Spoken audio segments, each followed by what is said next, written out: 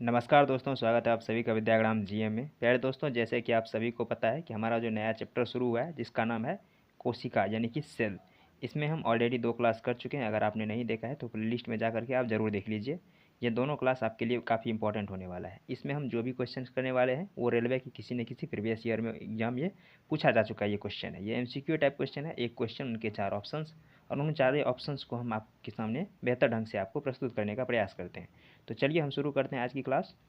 तो आज का हमारा पहला क्वेश्चन कह रहा है कि वायुतक कोशिकाएं डैश में पाई जाती है। ये क्वेश्चन आरआरबी ग्रुप डी में 24/8/2022 को पूछा गया है, इसलिए आपसे इंपॉर्टेंट समझ सकते हैं।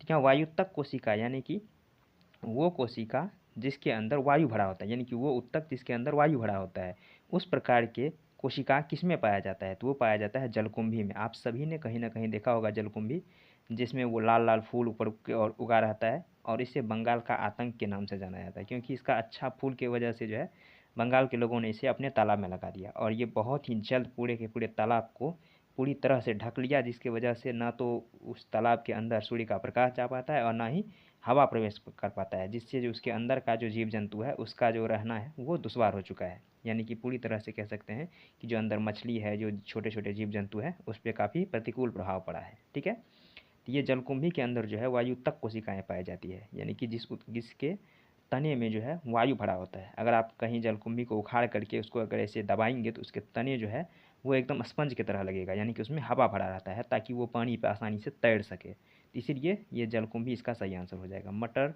नागफनी और ये नीम की बात करें तो ये सभी तो नीम तो एक पौधा है जो कि इसके औषधीय लाभ का कई कई सारे लाभ हैं औषधीय। बात करें नागफनी का तो इसको ये मरुस्थल में उगने वाले ये पौधे हैं, लेकिन आस पड़ोस में भी, यानी कि अपने आस पड़ोस में भी ये कहीं ना कहीं उग जाता है। और मटर की बात करें तो ये एक दलहन वाली फसल है जिसपे जो है ग्रेगर जॉन मेंडल ने आनुवंशिकता का खोज किया था।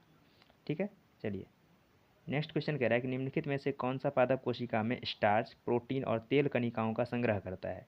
तो देखिए, आपका हम बताए थे लवक के बारे में। तो लवक होता है 3 प्रकार का, ठीक होता है। एक होता है हरित लवक, दूसरा होता है अवर्णी लवक और तीसरा होता है वर्णी लवक। लेकिन वास्तविक रूप से लवक 2 ही प्रकार का होता है, एक होता है वर्णी लवक और एक होता है अवर्णी लवक। लेकिन इसी वर्णी लवक का एक भाग है हरित लवक, और पौधों में सबसे अधिक उपयोग होता है हरित लवक का, इसलिए इसे एक पार्ट ही मान लिया गया है। इसीलिए अब जो है क्वेश्चन में आपको 3 प्रकार के लवक देखने को मिलते हैं, हरित लवक, अवर्णी लवक और वर्णी लवक। ठीक है, तो यहाँ कराएगा कौन सा पादप कोशिका में स्टार्च, प्रोटीन और तेल कणिकाओं का संग्रह करता है? तो ये जो है वो अवर्णी लवक का काम है, यानी कि अवर्णी लवक जिसमें किसी भी प्रकार का कोई रंग नहीं होता है, और अवर्णी लवक को इंग्लिश में ल्यूकोप्लास्ट कहते हैं। ठीक है, तो इसमें जो क्या होता है, पादप के अंदर जो स्टार्च होता है, जो प्रोटीन होता है, जो तेल कणिका होता है यानी वसा होता है, उनको संग्रह करके रखता है। हरित लवक की बात करें तो ये प्रकाश संश्लेषण के लिए जिम्मेदार है। वर्णी लवक की बात करें तो यही है जो उसमें अलग अलग प्रकार के फूल खिलाते हैं अलग अलग रंगों का, और फलों में जो अलग अलग प्रकार का रंग देता है वो वर्णी लवक का काम होता है, जिसको इंग्लिश में हम क्रोमोप्लास्ट कहते हैं। और जीवद्रव की बात करें तो ये कोशिका के अंदर का वो द्रव है जिसके अंदर कोशिका के सभी अंग यानी कोशिकांग उसमें तैरते रहते हैं और अपना सारी क्रिया करते रहते हैं, तो वो जीव द्रव्य हो गया। तो इसलिए इसका सही आंसर अवर्णी लवक हो जाएगा, जिसका इंग्लिश होता है ल्यूकोप्लास्ट। ठीक है, चलिए नेक्स्ट क्वेश्चन देखते हैं। ये कह रहा है कि अपशिष्ट उत्पादों को पादप कोशिका के अंदर कहाँ संचित किया जाता है? तो पादप कोशिका में जो अपशिष्ट है, अपशिष्ट को संचित करता है रसधानी में, तो इसलिए इसका सही आंसर ऑप्शन नंबर बी हो जाएगा। ये क्वेश्चन भी 2022 में ग्रुप डी में पूछा गया है। तो अपशिष्ट उत्पादों का जो है संग्रह किया जाता है रसधानियों में। बात करें गोल्जिकाय का, लाइसोसोम का और माइटोकॉन्ड्रिया का, तो ये जो माइटोकॉन्ड्रिया है ये एटीपी का निर्माण करता है। एटीपी जिसका फुल फॉर्म होता है एडिनोसाइन ट्राइफॉस्फेट, और ये एटीपी इस तरह से काम करता है जैसे हमारे आसपास जो है मुद्रा के रूप में रुपया चलता है, उसी तरह से शरीर में जो है मुद्रा के रूप में एटीपी चलता है, यानी इसी से जो है ऊर्जा प्राप्त होता है। तो इसलिए माइटोकॉन्ड्रिया को पावर हाउस ऑफ सेल भी कहते हैं, यानी कि कोशिका का शक्ति गृह भी कहते हैं। लाइसोसोम की बात करें तो इसकी खोज डी डुबे ने किया था 1955 में। ठीक है, और ये डी डुबे ने इसका खोज किया था। इसका काम क्या है, ये इसे हम आत्मघाती थैली भी कहते हैं लाइसोसोम को। तो अगर कोशिका में कुछ अनुवांछित चीज़ें पहुंच जाती है जिस वजह से कोशिका को लगता है कि अब इसमें हानि होने वाला है, तो ये लाइसोसोम खुद ही फट जाता है और पूरे के पूरे कोशिका के सारे कोशिकाओं को गला करके ख़त्म कर देता है। तो इसे आत्महत्या की थैली भी कहते हैं। ठीक है, तो इसका सही आंसर क्या था, अपशिष्ट उत्पाद। तो अपशिष्ट उत्पादों का संग्रह करता है रसधानी। ठीक है, चलिए नेक्स्ट ये क्वेश्चन कह रहा है कि कोशिका के क्रियात्मक कार्य का नियंत्रण कौन करता है? आप सभी ने कहीं ना कहीं सुना होगा कि जो कोशिका है वो जीव शरीर के रचनात्मक एवं क्रियात्मक इकाई है। तो उसी तरह से जो कोशिका है उसका क्रियात्मक नियंत्रण कौन करता है? तो इसका सही आंसर हो जाएगा केंद्रक, जिसे इंग्लिश में हम न्यूक्लियस कहते हैं। न्यूक्लियस ही वो जगह है, वो पार्ट है, वो कोशिकांग है जो पूरी कोशिका पे नियंत्रित करके रखता है कि कोशिका को कौन सा कार्य करना है, कौन सा कार्य नहीं करना है। तो ये केंद्रक का कार्य होता है जिसे हम न्यूक्लियस कहते हैं, ठीक है, या नाभिक भी कह लीजिए आप इसे। जीवद्रव्य की बात करें तो वही इसे प्रोटोप्लाज्म कहते हैं। तो कोशिका के अंदर पाया जाने वाला केंद्रक सहित बाकी जितने भी कोशिकांग है जो जीव द्रव्य जिस द्रव्य में तैरता रहता है उसे जीव द्रव्य कहते हैं, यानी कि प्रोटोप्लाज्म कहते हैं, ठीक है। ये केंद्रिका की बात करें तो इसी केंद्रक के अंदर में एक छोटा सा पॉइंट होता है जिसे केंद्रिका कहते हैं। केंद्रिका का कार्य है इस केंद्रक में क्या होना है उसका नियंत्रण करना, और केंद्रक का कार्य है इस कोशिका में क्या होगा उसका नियंत्रण करना, ठीक है। तो केंद्रिका काफ़ी अंदर की चीज़ होती है।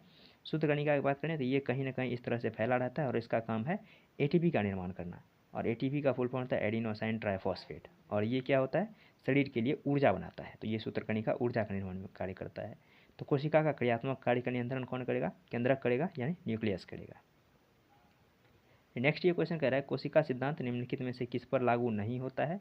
तो कोशिका सिद्धांत जो है वो विषाणु पे लागू नहीं होता है। विषाणु यानी कि वायरस, इस पे लागू इसलिए नहीं होता है क्योंकि जब तक ये वायरस किसी होस्ट सेल में नहीं पहुंच जाता, होस्ट सेल से मतलब है किसी जीव जंतु के शरीर में नहीं पहुंच जाता, तब तक ये निर्जीव के जैसे व्यवहार करता है। और जैसे ही किसी शरीर में पहुंच गया तो वो सजीव हो जाता है और अपना म्यूटेशन करके जो है अपनी प्रतिकृति बनाना शुरू कर देता है और फिर वो बीमार करना शुरू कर देता है। तो ये कोशिका सिद्धांत तभी लागू होगा जब वो या तो सजीव हो जाए या फिर निर्जीव हो जाए, लेकिन ये ना तो सजीव है ना ही निर्जीव है, ये सजीव और निर्जीव के बीच की कड़ी है, यानी कि ये दोनों है। जब तक ये सजीव में नहीं पहुंचा है तब तक ये निर्जीव है, और जब सजीव में पहुंच गया तो ये सजीव है, ठीक है। तो इसीलिए जो विषाणु है यानी वायरस है उस पर कोशिका सिद्धांत लागू नहीं होता है। बाकी जीवाणु, कवक, शैवाल ये सभी जंतु या फिर पादप में से हैं जो कि सजीव है, तो इसलिए इस पर लागू हो जाता है। और ये क्वेश्चन RRB जेईई में पूछा जा चुका है 2014 में, इसलिए इसको आप इंपॉर्टेंट समझिए। और ये क्वेश्चन स्पेशली यही क्वेश्चन कि कोशिका सिद्धांत किस पे लागू नहीं होता है, तो 10 से ज़्यादा बार एग्जाम में पूछा जा चुका है, इसलिए इसको आप इंपॉर्टेंट समझिए। तो आज के लिए इतना ही, मिलते हैं नेक्स्ट वीडियो में, तब तक के लिए धन्यवाद, जय हिंद।